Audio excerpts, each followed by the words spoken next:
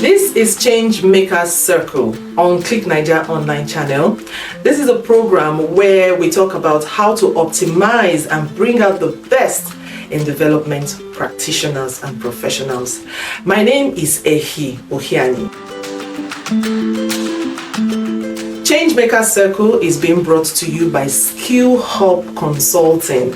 And of course, Skill Hub Consulting is the organization that is set out to help development practitioners to be the best at what they do.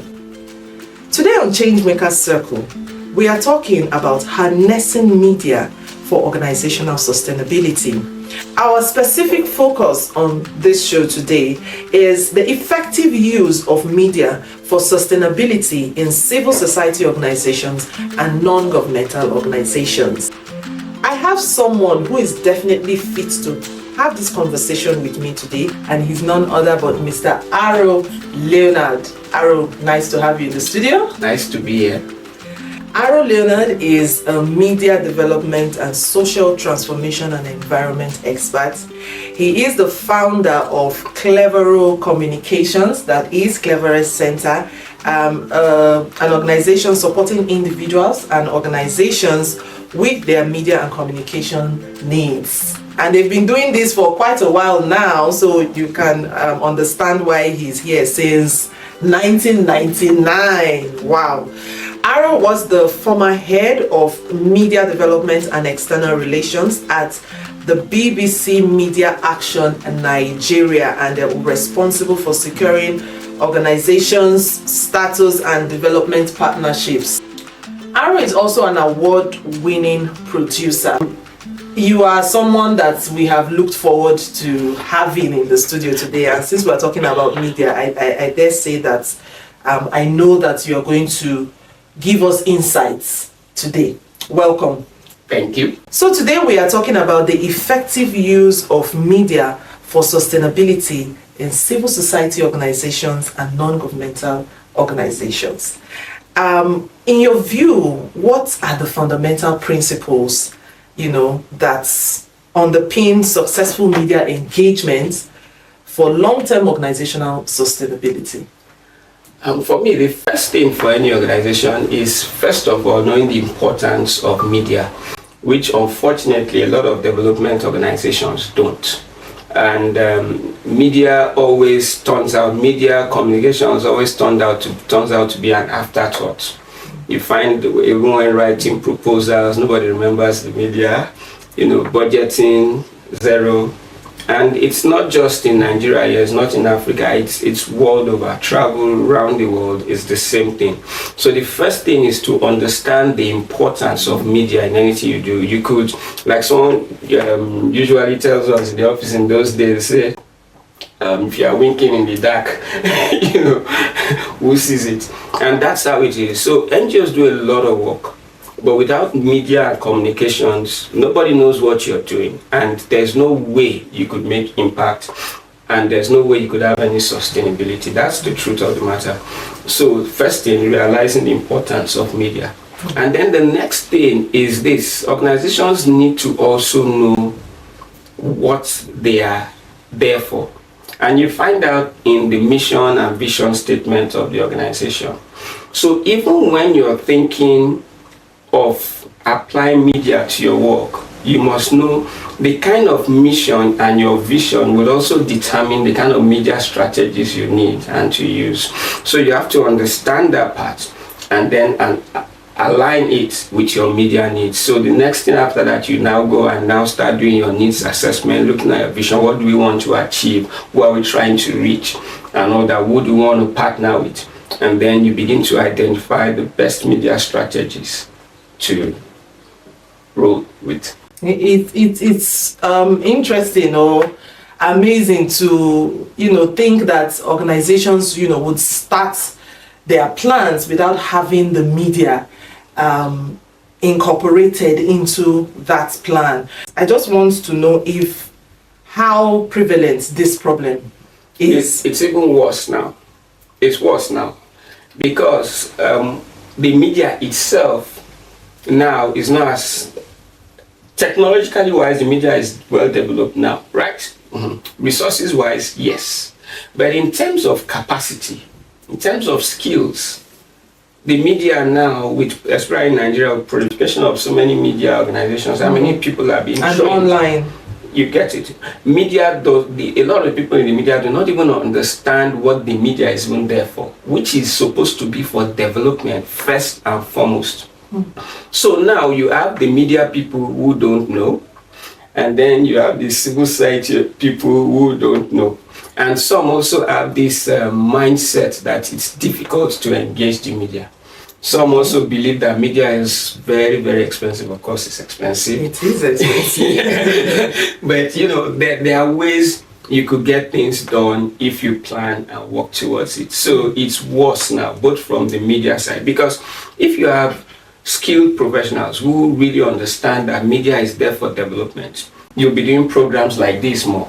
And when you do programs like this, a lot of NGOs will see it and get to learn and say, oh, really? So that means we are making a mistake by not putting the media first.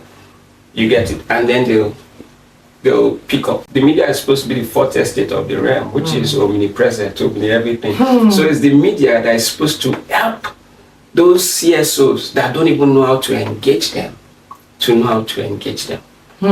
Okay, so having said that, how then can organizations integrate media strategy into their overall business objectives? Know what you are there for. Who do you want to target? You have to have that. What we have now is organizations just get up. Maybe they want to do an event and I say, send message to media, say come and cover. You know, that thing. It's somehow, when you tell media come and cover, it's like the media is now your houseboy you're sending to the market or something like that. No, it's supposed to be a partnership thing. So that is why you find organizations doing a lot of activity that when you see it on the news or you see the write-up in the newspaper, you wonder, even the programs manager was what really happened? It just sounds off. Like Exactly. something like from nowhere. Exactly. You have been heading a partnership, department before. So I guess you tell us how should that work? Because the media is really used to people just inviting them to come and cover. So what exactly should it be? If they are not coming to cover, what are they coming to do? The media should be part of it. So it starts from your proposal level. So when you're writing the proposal, you must also identify the kind of media to engage. And now we've gone beyond traditional. We also have social media, and then there's this convergence thing where everybody comes. There's the stations that are the network. There are stations that are serious for politics. There are stations that are youth-oriented. There are even print that you get. So when you put that in your proposal phase, you know who you want to target with this your intervention. Then you begin to look out, do your research. What media organizations will be best for this? You could have a popular TV station, which is the most popular, sort of, but might not be the right station for you. And you putting your stuff there would just be a waste of time. A lot of people come to me, they'll say, I want to be on this, I want to be on this. They'll say, I want to be on BBC. I say, have you gone to the local station around you? That's where your target audience is, but they don't look at it like that. So you must understand that and do a clear needs assessment of every single message you want to pass across. How do you want to pass this message across? Would you just throw it on a station? Are there specific programs in that station that would, better pass your message? On the print, are there better columnists that you engage? And then I usually advise, so when you make the media as part of your project, right from your proposal level, this thing about coverage, come and cover, no. Invite them to be a part of it. You have to, first of all, let these media guys understand what you're doing. So it's like bringing them on board as part of your stakeholders? Yes, right from day zero. Before you even start the project, start building those relationships, because if you know the way funding comes, it will just come and then you have to hit the ground running. You might not even have time to build relationships because the media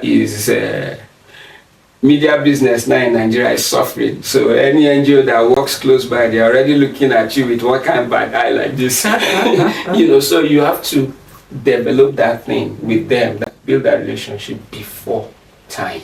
So I'm just wondering, who should, so the NGOs or civil society organizations, development professionals should be carrying the media along in their work.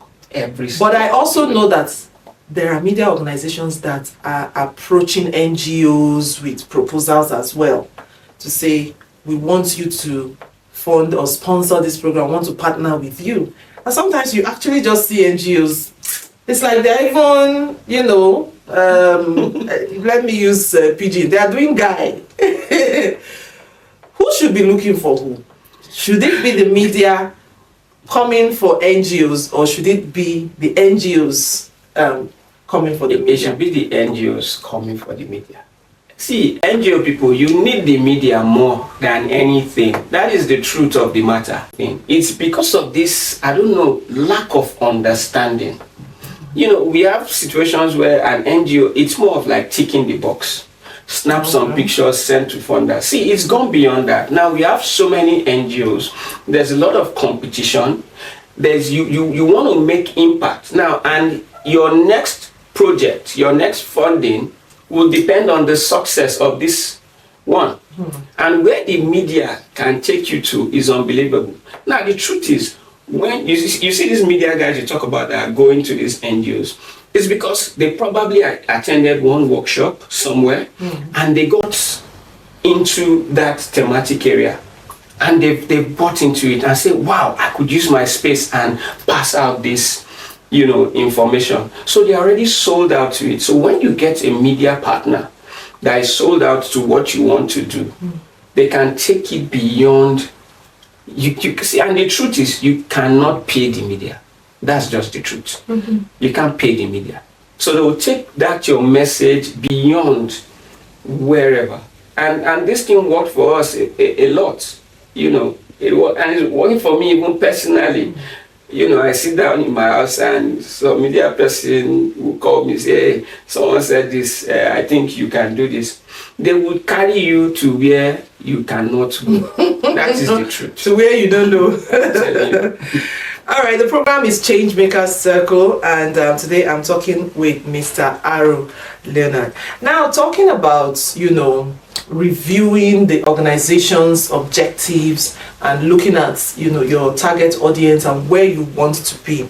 How can organizations, or what steps should NGOs organizations take to audit their media presence, in order to be able to move forward or take the next step forward? Okay. Yeah. The truth about it is that auditing your media presence requires a lot of research. Research is very expensive, and a lot of organizations don't invest in that. That's another thing that is missing apart from the media angle. But with simple things like social media, your social media impressions, if you have a social media page, for instance, how many people are liking your page? How many people are commenting? What are the kind of people, for instance, Facebook and so on, they could easily tell you the age range of people, the occupation. Are those people the people you're trying to target with your message? So those are easy ways. All those analytics from all your social media platforms is very easy. Now, if you have a program on, now most stations put their programs on YouTube and all that, you get interviewed, for instance, or they come and cover your event in quotes and put it on the news and put it on the website. Who goes there?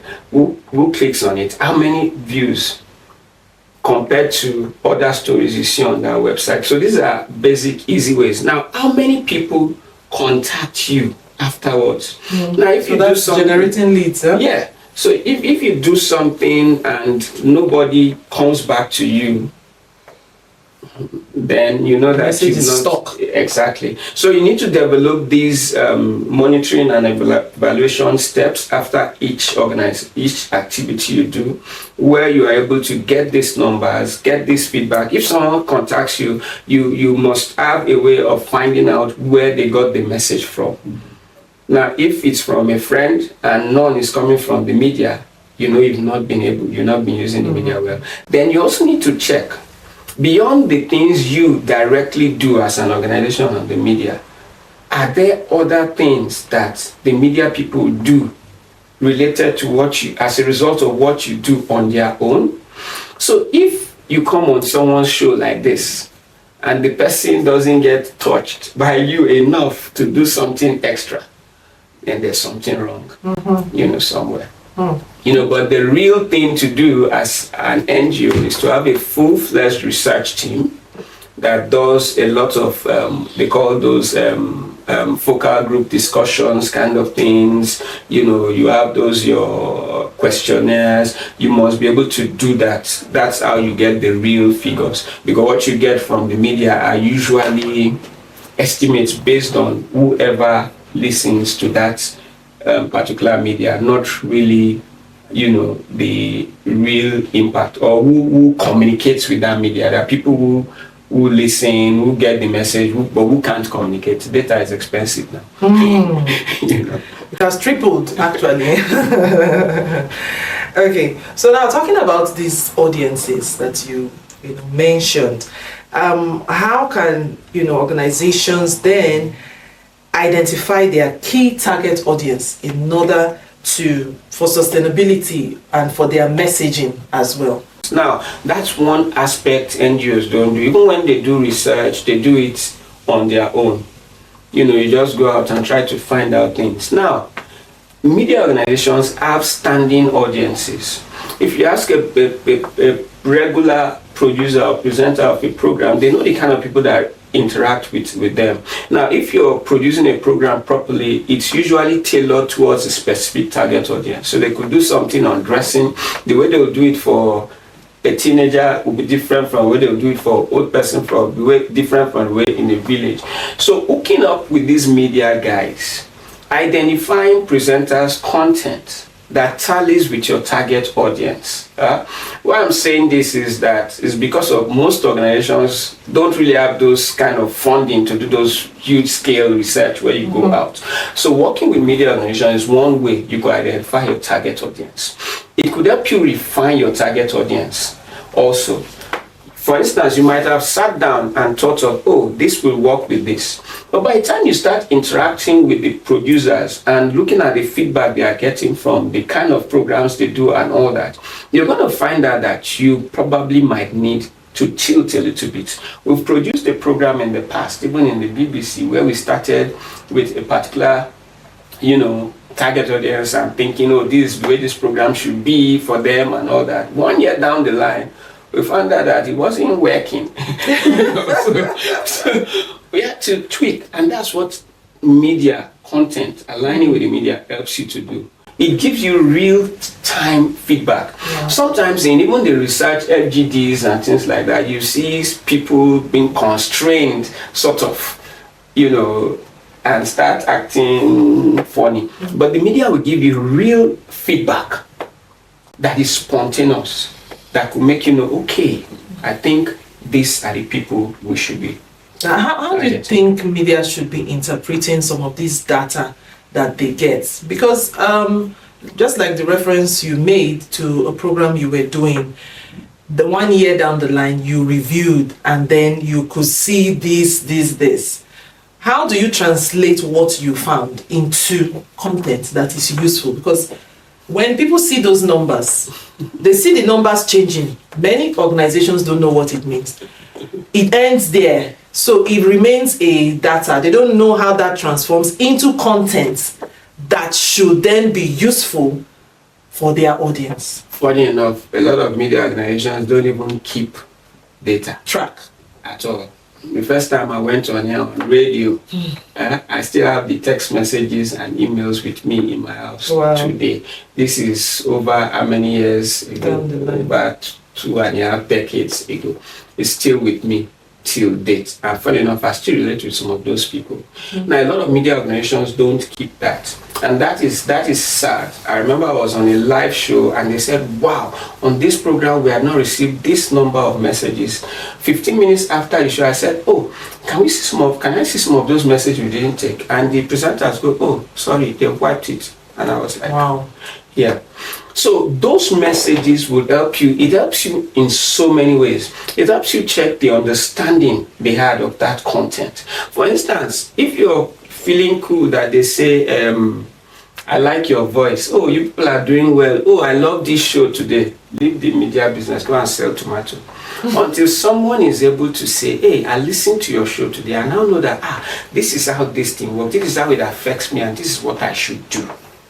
You get it now? I mean, even the I like your voice or I like your whatever could mean something, It could even be telling you, the producer, or you, the person doing the program, something about the preference of your audience or what is interesting them or what is attracting them. Yeah, you might be presenter they like. Exactly.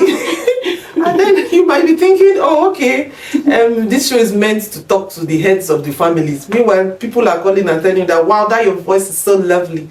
So probably he's interested in something else. Exactly. So now from what you said, every single thing counts. That's why there's a lot of training now on data journalism, how you transform that into content. And it's what is used mainly for a lot of development work now. Whatever information you get, how do you use it? And it's just about analyzing it. So it starts with you making sure you keep those messages. A live show, what time do the messages start coming in? You look at your script and where you were, it could tell you, oh, so this is what these people would like to do. Why don't I bring it a bit earlier? So but for me, most important is impact. Understanding and what it did to me and what I will do as a person. Now, if you don't get that kind of messaging, then know that there's something wrong with the message you're passing in your content. It has not really gotten to that point where, especially when you're doing a development focused program, where the people really feel it, because it's all about impact. What role does data and evidence play in building the credibility of the organization? That is the biggest thing. Even in my CV, I would write, hey, I did so and so with so. Those numbers, they'll say, wow. It's the biggest thing. So I see a lot of NGOs, all they do after an event, they just put pictures and all that. No, you must be able to take the number of people that give you reasonable feedback and say, wow, as a result of this thing we did, so lives, got transformed. If I have a radio program and I said, in this program I received so type of message, even location, where those messages are coming from, you stating, all those kind of things, they'll say, wow, really? That means a lot of people love this thing, a lot of people love what you're doing. That means you're making a lot of impact. And then before you know, it's those things you use to sell to the funders that would make them want to come by. They are interested in numbers, so they're interested. I think that might be their biggest interest, at the end of the day. Because even when we do research, I know we always want to fall back to the NGOs to give us the numbers. Okay, this is happening here and this is happening there. But that's one thing media organizations need to find a way to invest in. So you keep those numbers. Like now you say you're going to NGOs to go ask for funding for your programs. When you go as if you're begging them, they'll do yanga for you now. But if you go with statistics and say, hey, we did XYZ, I know you people are targeting so and so, and these are the number of people that responded like this. And the NGO will say, wow, the NGO will look at it with their own figure. NGO will say, I remember my first training by an international organization, I took my program and submitted. The information specialist, Mr. Laidesho, could be there, and he said, the impact of this your program small, the NGOs that come to us don't have that impact. I'm telling you. And that's how I was selected. Single program. That's how I was selected. We're just 10 of us selected in your country. Talking about numbers, so how do we then relate this with the digital media, social media, and all that? Social media gives you more in-depth in terms of numbers. aside the physical, because even those data that you get on social media, they are real actual people. So they are, because someone actually literally picked his phone and made a comment. So how reliable should the data coming from social media be for NGOs as well? The truth is, that is where the world lives now. When I train broadcasters, I say radio and TV now lives inside social media. So that's why what Click is doing is wonderful. Go there first. That's where the people are. From there, you send them to traditional. It used to be the other way before. Now it's in social media. That's where everybody is. Unfortunately, we don't have money for data, but you find out that even your grandparents in the village are there. That is where people comment. People don't, the number of people that comment there compared to those who comment on your live show or who will send you email to your NGO. So that is where the real data is. So if you don't use that one, you will only be shooting yourself in the foot.